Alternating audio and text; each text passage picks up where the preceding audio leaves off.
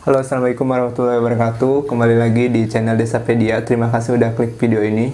Buat sahabat yang belum subscribe, tolong subscribe terlebih dahulu agar saya lebih rajin upload konten-konten terkait dengan desa dan juga terkait dengan penggiat-penggiat desa yang kemudian masih konsen mengurusi desa.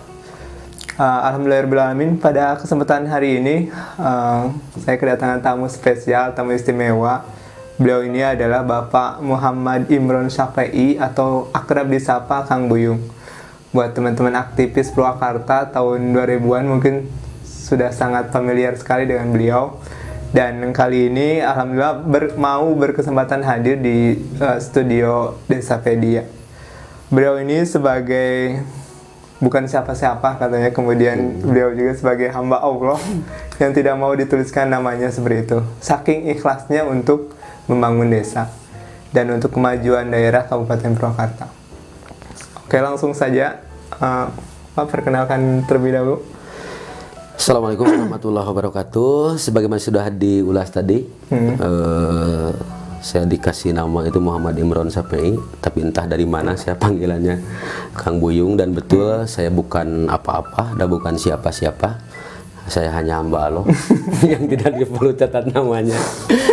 Jadi kalau berbicara tadi persoalan Kang, saya bilang aktivis, ya itu ada benarnya atau mungkin banyak salahnya lah. Dan kalau istimewa kayaknya kayak Purwakarta ya, kota istimewa. Oke, sebelum masuk ke acaranya, karena kita hari ini kebetulan mendapat endorsement iklan ini dari kopi asli Purwakarta dari Kecamatan Gianyar Pedes. Ini kopi dengan merek Barong Motekar. Buat sahabat-sahabat yang suka ngopi, ini kopi sangat cocok sekali dan nggak bikin kembung. Kemudian ya harganya lebih murah. Ini harganya 35.000. Untuk yang mau beli nanti link deskripsi untuk Shopee dan Tokopedia ada di link deskripsi di bawah ini. Oke, langsung saja kita masuk ke sesi ngobrol-ngobrol santai. Yang santai-santai aja kan saya ngobrolnya, jangan yang berat-berat karena saya bukan siapa-siapa kan. Oke. Jadi Pak Buyung, hari ini kita kebetulan menghadapi hajat politik demokrasi paling depan dengan masyarakat, yaitu Pilkades serentak 170 desa di Kabupaten Purwakarta. Sebenarnya menurut Pak Buyung sendiri untuk Pilkades Purwakarta ini seperti apa, dan kemudian apakah Pilkades ini benar-benar menjadi pesta demokrasi seperti itu? Ya mestinya seperti itu, bahwa Pilkades sebetulnya harus seperti betul-betul menjadikan sebuah pesta demokrasi. Nah, karena yang tadinya definisinya pesta kan, pesta itu penuh keceriaan dan penuh kegembiraan. Tapi kalau dilihat hari ini pestanya kayaknya pesta mumi. jadi ada sebagian yang kayak melihat Pilkades itu kayaknya gimana malah gitu. Jadi, mestinya definisi tadi pesta berarti semua dari mulai calon tim sukses dan masyarakat mestinya gitu kan penuh dengan keceriaan dan kegembiraan, karena juga namanya juga pesta gitu. Kalau tidak gembira dan ini kemungkinan bukan pesta, yang kemungkinan gempa bumi lah gitu. Gempa bumi politik gitu. Ya. Tapi menurut Pak Buyung sendiri, menyikapi Pilkades saat ini harusnya masyarakat itu seperti apa? Apakah kemudian kita tanggapi serius kalau misalkan itu memang lokusnya serius, atau kita tanggapi santai seperti itu? Ya dua-duanya harus ditanggapi gitu kan. Di satu sisi kita harus menanggapi secara serius bahwa ini persoalan 5 tahun ke depan dan kemudian secara syariat ya, itu menentukan kan masa depan masyarakat desa tersebut, walaupun hakikatnya kan Allah. Itu harus betul-betul ditanggapi serius. Tapi kan di balik itu juga kita juga tidak terlalu ini kan, dalam hal-hal tertentu ya kita santai-santai aja gitu kan, bahwa ini bukan Pilkades, ini kan bukan serta merta tahun hari ini atau tanggalnya tahun ini kan, ini sudah berjalan beberapa tahun ke belakang kan. Tapi yang penting berarti substansi pemilihan Pilkades itu jangan pernah lepas daripada ini gitu aja. Jadi ketika ya santai, ya memang kenapa harus ribut sih? Ya santai aja. Bener. Karena calonnya sudah kita kenal gitu kan, tetangga kita, tim suksesnya juga tetangga kita, yang pilihnya juga kita, kenapa mesti jadi galau jadi ini kan. Nah kalau seriusnya ya jangan pilkades ini hanya dijadikan ritual 5 tahunan atau 6 tahunan, hanya mengantarkan seseorang ke kursi kepala desanya gitu kan. Itu harus betul-betul, berarti kan masyarakat harus betul-betul jeli, harus betul-betul paham bahwa secara hakikat, secara syariat dia itu menggantungkan hidup ke kepala desa tersebut gitu kan, ya kemajuan desanya gitu. Kalau cuma hanya sampai menjadikan seorang kepala desa, ya gak usah repot-repot lah, tunjuk aja home pimpah kan, gitu kan, jadi gitu kan. Jadi sebetulnya karena demokrasi itu memungkinkan orang yang paling tidak disuka untuk maju dan terpilih, maka ya mau tidak mau kita harus legowo. Iya, bisa menerima kan. Bisnisnya kan begini. Kalau persoalan pemimpin itu kan kita tidak kepribadian kita tidak bisa mewakili. Mungkin kan secara kepribadian seperti Kang Sei lah. Mungkin ada ketidaksukaan ke saya gitu kan. Secara pribadi, tapi kemungkinan secara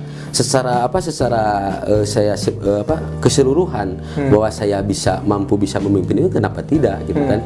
Jadi masyarakat harus betul-betul bisa menundukkan lah mana persoalan pribadi kan gitu kan, mana persoalan umum gitu. Kalau walaupun memang secara pribadi kita tidak suka dengan si Allah tentunya, tapi ketika hati kita jujur bahwa hanya si Allah yang dianggap bisa nanti membawa perubahan di desa tersebut, kenapa tidak gitu kan.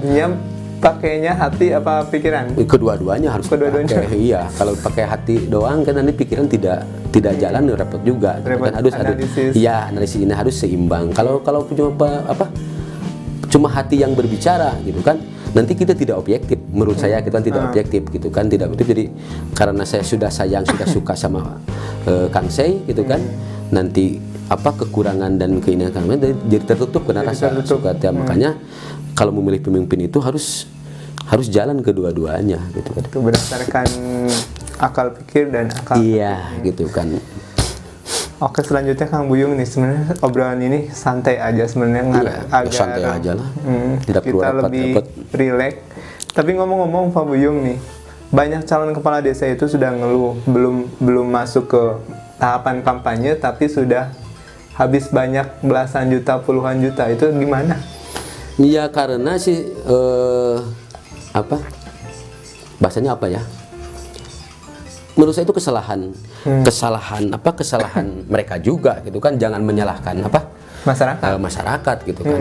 Kalau begini loh, kalau saya ini kan tujuan kan mau ke Jakarta lah. Iya. Berarti kan sudah mempersiapkan dari awal bla bla bla bla gitu kan. Nah, dengan kita berarti kalau saya gitu kan, bahwa hari ini atau tahun ini saya mencalonkan kepala desa, berarti kan 2 atau 3 tahun ke belakang saya sudah investasi sosial, investasi politik dan sebagainya di masyarakat gitu kan. Nah, kalau hari ini kan kayaknya tiba-tiba aja gitu kan. Gitu. Karena tiba-tiba aja, karena mungkin desa ini sudah kelihatannya kayak gadis cantik gitu kan, atau kayak Rana Baheno lah. Terlebih ada dana desa. Iya, dengan dana desa dan itu kan lebih seksi lah. Jadi kepala desa tidak capek harus mengudar proposal. Kalau dulu itu kan kepala desa itu berlomba dengan proposal lah gitu kan. Belum tentu karena keinginan ngebangun ini kan ternyata anggarannya belum ada. Kalau hari ini kan tinggal ada kemauan dari kepala desa gitu kan. Jadi terus hari ini infrastruktur itu bukan satu prestasi yang luar biasa dari kepala desa sebetulnya, karena anggaran kan sudah ada. Tapi ketika kepala desa yang betul-betul berprestasi itu, ya minimal kalau anggaran dana desa dapat 1 miliar, ya pendapatan asli desanya 200 juta lah. Nah itu benar, kan saya baru itu kepala desa itu yang prestasi. Kalau hari ini ngomongin cuma infrastruktur dan dari dana desa, menurut itu saya kemudian PADesna nihil itu kan itu bukan prestasi menurut saya. Itu. Nah, karena persoalan hari ini karena kan kalau jangan menyalahkan masyarakat gitu kan. Masyarakat yang dipersalahkan dengan tadilah karena sudah habis ini, karena memang sistemnya itu kan dibuat seperti itu kan. Coba kalau contoh incumbent lah hari ini pendidikan politiknya dijalankan gitu kan ke masyarakat bahwa bla bla bla bla bla gitu kan ini dah masyarakat juga akan paham. Karena kan kalau masyarakat ini kan hari ini ada image atau ada anekdot lah. Kalau tidak dipinta hari ini kan, kalau lagi? jadi mah kapan lagi gitu kan. Nah itu tuh kan anekdot yang sudah apa di setiap ada perhelatan demokrasi kan kayak seperti dari mulai itu. tingkat RT. Iya, karena pemimpin yang jadi itu tidak memberi jaminan dan tidak memberikan buktian apa janji-janji mereka gitu kan. Pada akhirnya setiap pemilihan ya masyarakat jadi lah politik hari praktis. ini ya politik praktis gitu kan. Ya kesalahan sendirilah kenapa mau mencalonkan bahwa ini coba kalau berbaik-baik dari 5 tahun ke belakang mungkin masyarakat mintanya juga sudah malu duluan lah, karena mereka ini kan si A ini sudah banyak jasanya gitu kan. Itu karena ini persoalannya individunya aja gitu. Nah selanjutnya Pak Buyung terkait dengan ini, untuk menurut Pak Buyung apakah pilkada kali ini hanya formalitas belaka atau memang ya ini memang yang dibutuhkan masyarakat, pergantian 6 tahun sekali dan layak ganti pemimpin, karena misalkan pemimpin sekarang sudah kurang bagus, kemudian rasanya desa butuh pemimpin baru seperti itu. Ini pertanyaan yang sangat sulit. Kalau berbicara bahwa memang secara substansi ininya kan memang betul lah bahwa ini kan suatu keharusan kan, 6 tahun sekali atau 5 tahun diganti lah ada ini. Tapi kalau melihat realita kan tadi kembali ke persoalan tadi bahwa kalau berbicara hanya seremonial ya kadang-kadang iyalah seremonial karena bukan berarti ini sistemnya bukan ini, kenyataannya kan substansinya itu. Karena kan kalau dilihat masyarakat ini kan menanggapi kepala desa karena sudah jenuh dengan tadilah mungkin dengan persoalan itu, jenuh dengan rutinitas 6 tahun sekali gitu kan. Jadi pada akhirnya kemudian mereka menentukan pilihannya juga bukan dari sebuah kebanyakan gitu kan, bukan dari sebuah rasionalitas bahwa ini memang figur ini yang mampu menjawab ini kan. Kadang-kadang kan kalau berbicara jenuh mereka berbicara jenuh, tapi kadang-kadang kan incumbent-nya juga yang jadi. Makanya repot lah, apakah ini suatu kebutuhan gitu kan. Di satu sisi memang satu kebutuhan, di satu sisi juga kalau melihat kayak begini, ini kayaknya hanya ya kayak tadi lah, hanya kayak seremonial aja gitu kan. Kalau memang dari lihat pada kenyataannya kan tidak sesuai dengan harapan, dengan harapan. Makanya kan kalau saya ini kan definisi saya itu memilih yang jelek dari yang terjelek gitu kan. Perkara ini. Jadi nggak ada opsi pilihan. Iya, kan kalau berbicara pilihan terbaik dari yang terbaik, kayaknya agak sulit gitu kan. Dengan berbeda itu kan. Karena memang di persyaratan calon kepala desa itu minimum SD apa SMP? Kalau nggak salah SMP ya. SMP minimum SMP. Ya makanya kan kalau ke depan itu kan sepinginnya kan standar pendidikannya itu kan bukan berarti selain daripada kemampuan dan pengalaman, ini juga mestinya kan latar belakang pendidikannya kan minimal atau SMP yang SMA gitu, atau S1 lah, D1 mungkin atau D2, biar nanti juga kepala desa itu punya ide dan gagasan lain yang ini, karena kan zaman hari ini kan kemajuannya bisa mengimbangi kecepatan impor modal sebenarnya kemajuan ini kan. Ya maaf aja lah kalau hanya sebatas itu kan, nantinya orang lain sudah ke langit ketujuh gitu kan. Kita masih ngomongin di sini kan gitu. Orang Amerika sudah ngobrolin bagaimana tinggal di astronot bulan kemudian bagaimana kita ngomongin dunia digital kita masih persoalan bukan, itu masih persoalan itu teh irigasi dan irigasi dan TPT juga belum beres. Jadi ngurus TPT dan rapat beton nggak beres. Orang lain sudah menciptakan sudah sekarang teknologi canggih Android dan ini TPT juga belum rapi-rapi gitu kan. Oke Kang Buyung. Jadi saya juga kadang penasaran Kang Buyung, ada calon kepala desa yang kemudian dia itu tahun lalu kalah, kemudian sekarang maju lagi. Itu motifnya apa? Saya kadang pengen tahu isi kepalanya itu apa sehingga dia pengen maju lagi. Padahal kan yang dibutuhkan masyarakat itu tidak saja kemudian faktor finansial, tapi dibutuhkan juga ide-ide yang mau dibangun itu apa? Itu kan berbagai macam alasan lah. Ada yang beralasan bahwa waktu periode dia memimpin ya belum semanis inilah dengan kuehnya dana desa gitu kan. Mungkin dia itu belum kemarin itu kan waktu mungkin waktu periodenya itu belum terkeluarkan semuanya lah ide dan gagasannya, karena terbatas dengan tadilah bahwa 5 tahun ke belakang atau 6 tahun ke belakang bahwa ya belum ada dana desa ini gitu kan, belum ada dana desa ini. Nah mungkin dia itu menghabiskan kepanasarannya lah.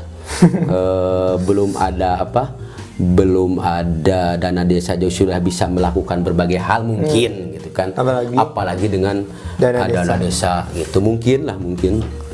Tapi ngobrol-ngobrol Kang Buyung, untuk Pilkades sendiri, untuk maju Pilkades minimal calon itu harus pegang berapa ya? Kalau saya mah tidak usah pegang lah. Bocoran kayak gitu misalkan. Macam-macam nggak bullshit, karena tidak bisa dibuktikan dengan data dengan ini. Kalau orang bilang banyak habis segini, datanya juga kan bullshit lah. Kalau orang saya mah cuma habis segini, itu juga tidak bisa secara akademisi lah. Bisa dibuktikan, diaudit dengan dibuktikan gitu. Tergantung kembali ke individunya orang tersebut. Gitu kan. Kadang kan ada calon kepala desa itu ngeluh belum apa-apa udah habis puluhan juta. Ya harus dipertanyakan itu, contohnya dikasih keranda atau dikasih apa gitu kan. Ya kan rasional juga lah kalau ngomongin gitu, habis segini kan. Ya indikator dihabisannya untuk apa kan. Itu mungkin juga untuk kebutuhan pribadinya dengan gaya hidupnya. Jangan lalu apa-apa disalahkan masyarakat lah. Masyarakat juga tidak seserem itulah. Kadang yang menjadi serem itu ketika ada calon kepala desa kemudian sudah menang, kemudian mengaku bahwa habis sekian ratus juta.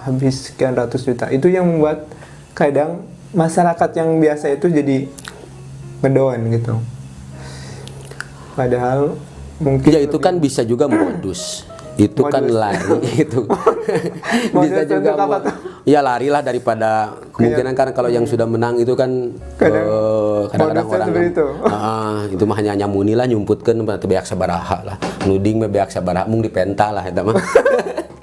Jadi ngarapas gue biak empang tuh aduh terjadi gitu kan. Jadi ini indahna kan ramena demokrasi di desa itu kan, tiap ada yang menang pasti ngobjag balong lah.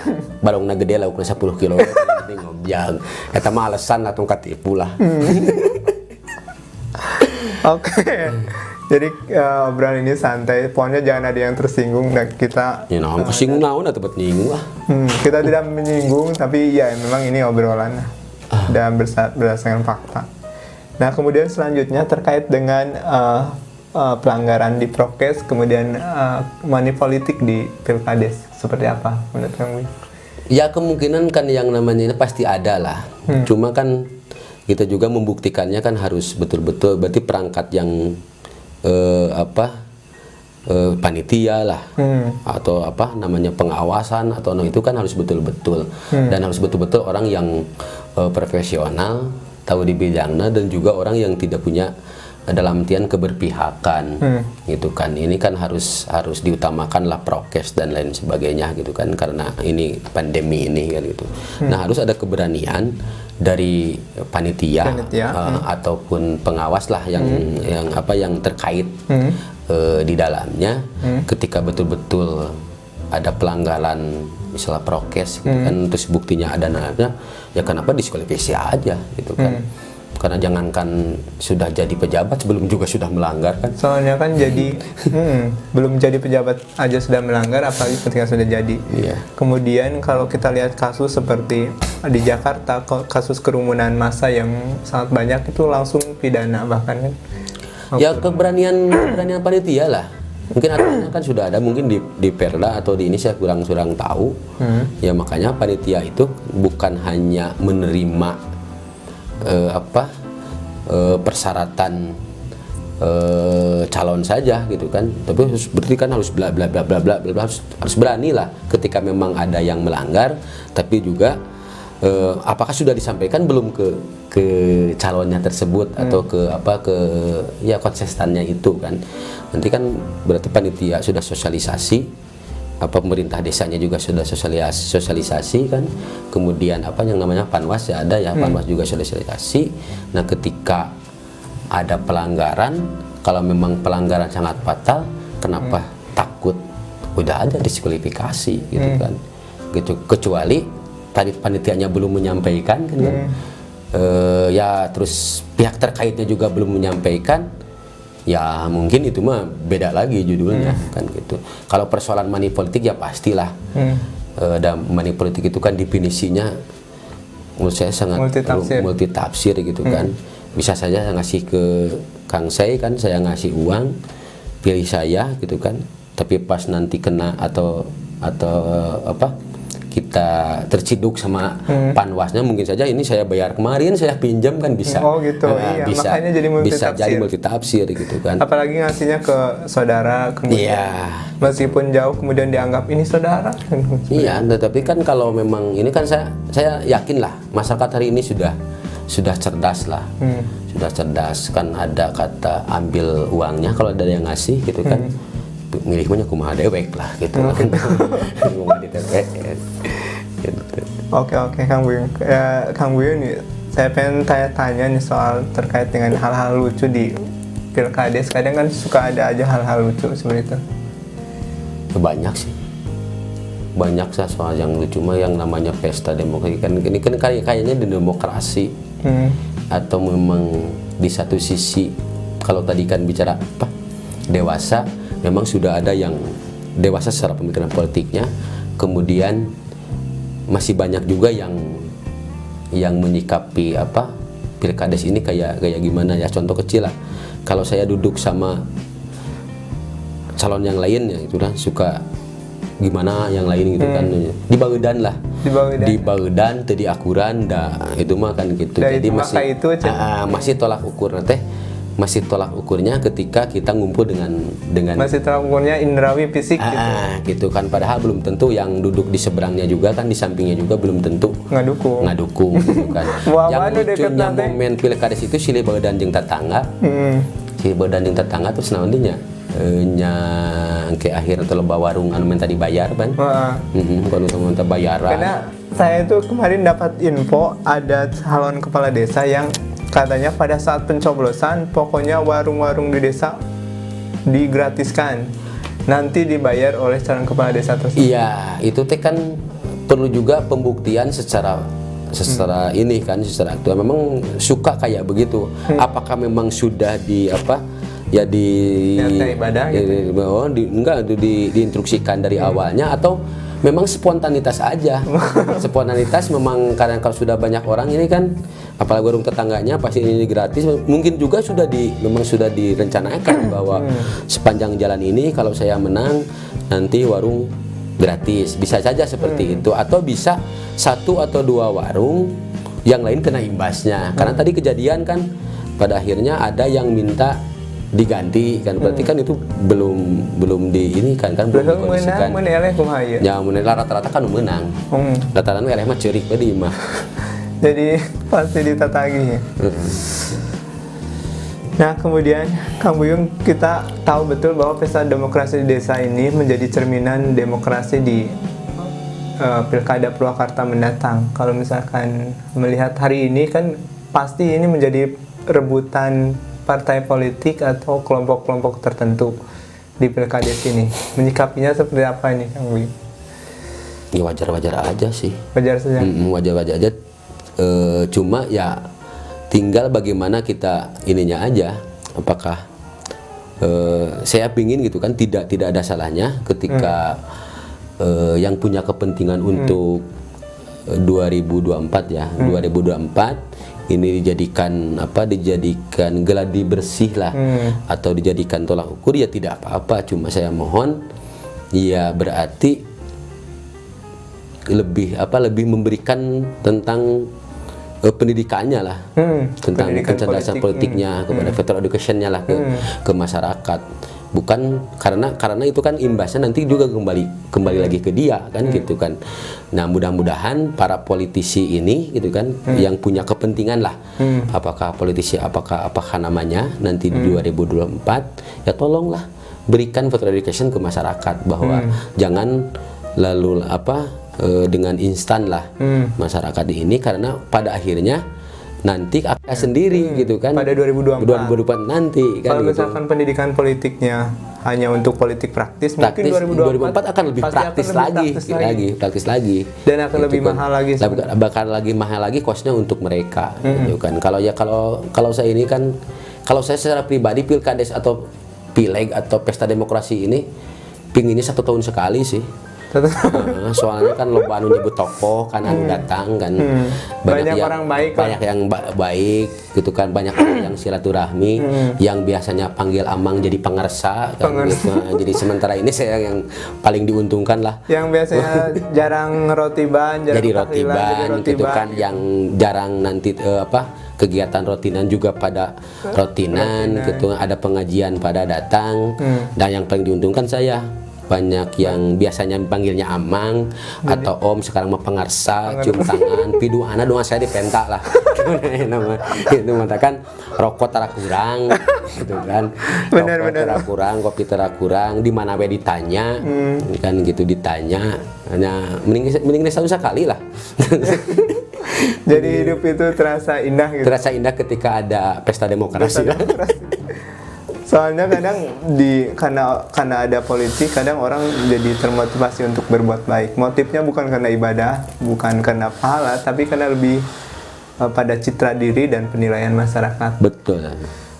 Makanya pengennya tiap hari. Ya, saya mah minimal setahun sekali lah. Karena tetangga saya anak yatim gitu kan, jompo dan lain sebagainya. Ketika saya tidak bisa memberikan apa-apa kepada mereka, ya minimal kan ada calon malah. Suka ngasih, ya minimal kan mereka sejahtera lah. Walaupun persoalan tadi kata Pak saya itu bukan nilainya, bukan niatan ibadah, itu bullshit lah. Yang penting anak yatim dapat misalnya lah, dapat janda-janda, dapat berkahnya itu bisa di berkah dari demokrasi itu kan lumayan ya, alhamdulillah lah. Majelis taklim kayaknya suka penuh kan, yang tidak datangnya suka datang. Ya mudah-mudahan aja gitu kan pesta demokrasinya selesai, kesolehannya tetap berlanjut kan, gitu. Sampai 6 tahun ke depan.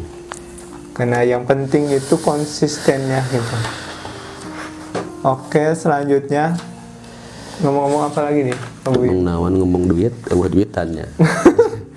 Ngomong ke ini terkait dengan naon be atuh? Figur-figur sebenarnya yang saya pengenkan itu kadang di pilkades itu seorang calon kepala desa itu yang dijual itu ide dan gagasan soal membangun desa, tapi karena kemudian semua rata-rata berpikirnya menang dengan cara yang instan, akhirnya yang dijual itu tidak ide dan gagasan, tapi kemudian yang dijual, yang digoreng itu pertama soal seberapa kuat politik, kemudian seberapa kuat saling menjelekkan. Black campaign-nya itu seperti itu Kang Buyung, karena kalau pilkades di desa itu kan demokrasi yang paling nyata. Sebenarnya konflik horizontalnya sangat tinggi. Sangat tinggi, sangat kental gitu. Memang kan kalau lihat level paling bawah. Tapi kan kalau lihat efek daripada pesta demokrasi Pembawa itu ya sangat luar biasa lah. Sangat luar biasa karena tadi calonnya tetangga, tim suksesnya juga tetangga, kadang-kadang saudara gitu kan, yang milihnya itu aja ya, rentan konfliknya ya tinggi sekali. Nah terus betul sepakat katakan saya tadi bahwa hari ini yang mencalonkan kepala desa masih banyak yang tadi cari keberuntungan lah menurut saya itu. Cari keberuntungan karena dilihat dari backgroundnya juga kan, kayaknya bermacam-macam lah. Walaupun memang ini hak demokrasi, tapi kan ini mau memimpin sebuah lembaga negara kan, itu mestinya kan tadi di perdanya atau di apanya lah, lebih bukan berarti dipersulit lah, bukan dipersulitnya, minimal atau ngaran calon kepala desa teh kan latar belakang pendidikan kieu gitu kan, standar sekieu, terus anu paham naon lah gitu, ulah bikin ka ya, sampai jangan terjadi kan nanya calon kepala desa kalau menang ini programnya hanya kumang kewe cenah geus menang kan, itu kan real terbukti gitu kan, apalagi kita konsepnya jangka menengah, jangka pendek, jangka menengah, jangka panjang gitu kan, jangka dapur. Ditanya mau bagaimana juga struktur kayak gimana sih struktur perangkat desa yang di itu kan, kayaknya mereka juga masih dalam ting dina pikiran ting teu lah. Penting bahwa hari ini menang dan menang geus menang mah nya kumaha dewek lah gitu meureunnan jika cek kasarna, tapi mudah-mudahan tidak seperti itu. Mudah-mudahan di pesta Pilkades kali ini semuanya kita mendapatkan pertama kejernihan berpikir untuk memilih siapapun itu yang terbaik, kemudian juga diberikan oleh Gusti Allah gitu yang terbaik pokoknya.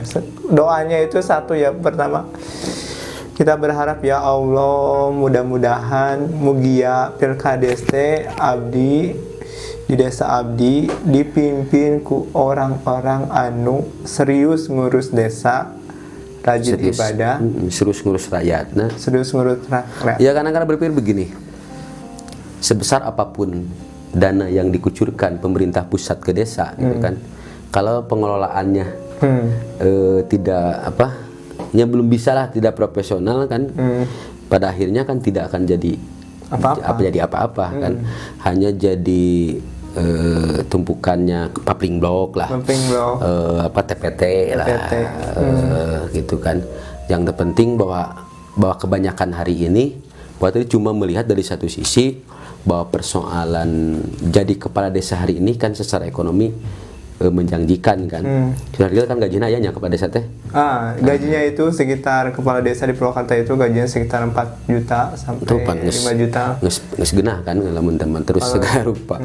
Nah, jadi kan idealnya ya kepala desa itu kan punya terobosan kan, punya bisa membaca potensi daerahnya, potensi desanya kan, bagaimana secara potensi ekonominya mungkin bisa apa yang di ini kan, secara potensi wisatanya atau potensi sumber dayanya kan, mestinya kan kepala desa yang maju itu dan kepala desa yang sukses itu kan bisa bisa menjadikan potensi desanya itu menjadi sebuah pendapatan asli desanya kan gitu. Kadang-kadang kan banyak desa hari ini di wilayahnya itu banyak potensi lah, misal wisata, misal ini, tapi mereka tidak berani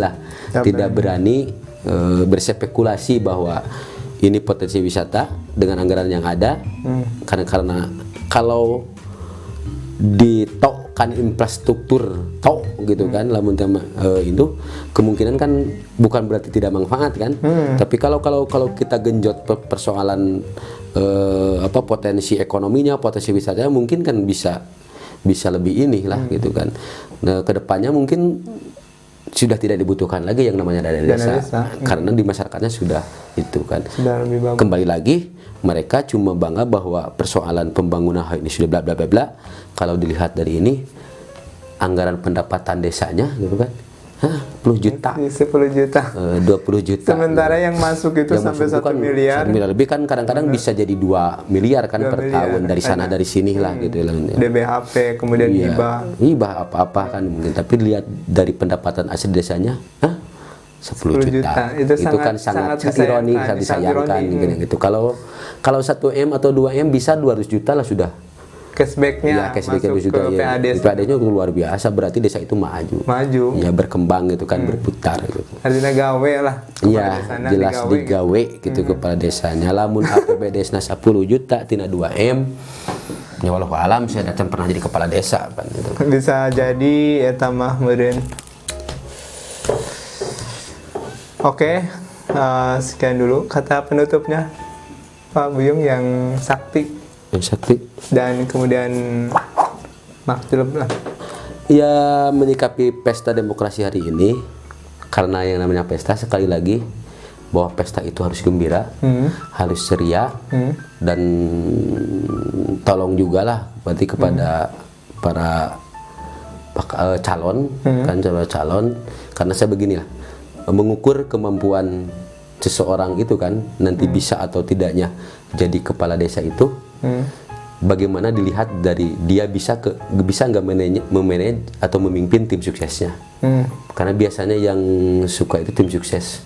Yang suka rame itu. Suka rame itu. Kalau memang dia sudah rapi, sudah bisa memanage tim suksesnya, insya Allah dia juga akan bisa memanage masyarakat atau memimpin desanya ke depan gitu kan. Karena apalagi karena begini, memanage aja, memimpin orang yang satu visi aja.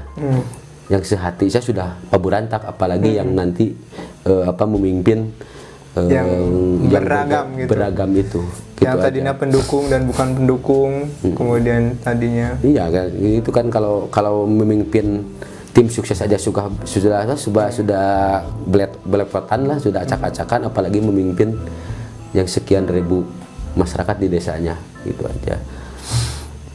Mohon maaf aja gitu kan, karena imam bersantai ya, dianggapnya itu tidak terserah. Oke, kali ini obrolan kita sebenarnya pengen ngobrol panjang, tapi nanti takut uploadnya lama ini, soalnya bisa nyampe 4 GB, 5 GB sampai 10 GB. Tapi intinya bahwa di demokrasi itu memungkinkan siapapun, bahkan orang yang paling dibenci sekalipun, untuk menjadi kepala desa. Itulah demokrasi yang memberikan ruang selebar-lebarnya kepada siapapun masyarakat desa untuk memimpin desanya. Oke, demikian dari Desapedia. Wabillahi muwaffiq, ihdinas siratal mustaqim. Assalamualaikum warahmatullahi wabarakatuh. Waalaikumsalam warahmatullahi wabarakatuh.